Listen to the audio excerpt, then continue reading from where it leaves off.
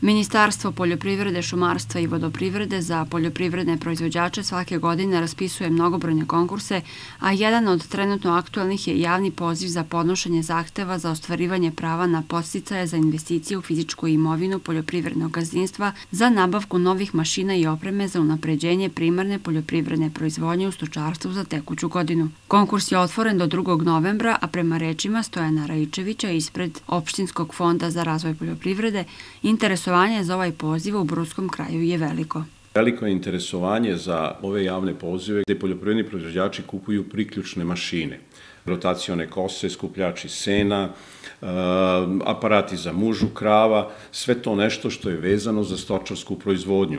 I oprema za pčelarstvo spada, tako da pčelari koji su nabavili nešto od opreme za pčelarstvo neka iskoriste to pravo koje imaju kod ministarstva. Pored ovog konkursa očekujemo i konkurs za priključne mašine za investicije u fizičku imovinu poljoprivrednih gazdinstva u biljnu proizvodnju, tako da proizvođači koji su kupili priključne mašine tipa traktorska freza, prskalica, traktorska, neka se strpe, očekujemo to, verovatno za 10 dana će biti i taj poziv. Pre prijave na konkurs, Raičević napominje da poljoprivrednici treba da izvrše nekoliko provera kako bi zahtevi za dobijanje podsticaja bili potpuni. Da ne bi došli u situaciju da nam se odbijaju zahtevi, moramo da pogledamo gazdinstva, da li ima gazdinstva koja nisu obnovila gazdinstva ove godine, da li je očitana lična karta ubačena, da li je sedište u gazdinstvu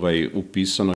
Tu su te neka osnovna, neka pravila koja mora da jedno gazdinstvo zadovolji da bi ostvarili podsticajna sredstva. Poljoprivredni proizvođači treba da nemaju dugovanja po osnovu upravi prihoda, penziono i socijalno. Sledeća stavka koja je vrlo bitna, to je porez na imovinu, to je ovde u zgradi opštine, kancelarija broj 9. Pravilnik o uslovima konkurisanja je ove godine prema rečima Raičevića pretrpeo izvesne promene.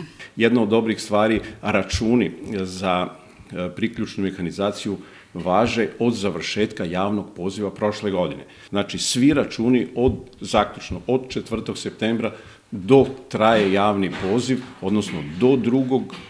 novembra mogu da koriste javni poziv. Proizvođači treba svoje objekte, svoje štale da upišu u centralni registar u Upravi za veterinu. Svi koji imaju neku kupljenu priključnu mašinu, obavezno da se jave, da prvo pošaljemo zahtev u Upravu za veterinu da upišu svoje objekte u centralni registar. Svaka mašina koja je kupljena mora da ima pisani račun, otpremnicu, fiskalni račun i garanciju. Odnosno, ako ne podleže garanciji, mora da ima izjavu da roba po tom računu ne podleže garanciji. Ako su platili karticom, mora da traže izvod ili u banci svojoj da traže potvrdu o izvršenom nalogu za prenos. To je dokaz da su oni realizovali, platili tu investiciju. Ukupna raspoloživa sredstva su 200 miliona dinara, a o visini podsticaja koji korisnik može da ostvari, Raičević objašnjava. Jedan poljoprivredni proizvođač može da kupi priključnu mašinu koja je 25.000 minimalno ili više računa, ali zbirno da bude 80 i preko 80.000. Ovde je bitno da pomenem za opremu za pčelarstvo, gde je minimalna investicija jednaka ili veća od 50.000, a račun 20.000. Poljoprivrednici imaju pravo na podsticajna sredstva, na onu osnovicu bez PDV-a. Brus ima sela sa otežanim uslovima rada, tako da područja sa otežanim uslovima rada imaju 65% povraćaja na osnovicu bez PDV-a, a sledeća stavka u podsticajima je 50%. Imajući u vidu da se zahtevi podnose preko platforme e-Agrar, Raičević napominje da su u Fondu za razvoj poljoprivrede otvoreni za svaku vrstu pomoći prilikom prijavljivanja na javni poziv.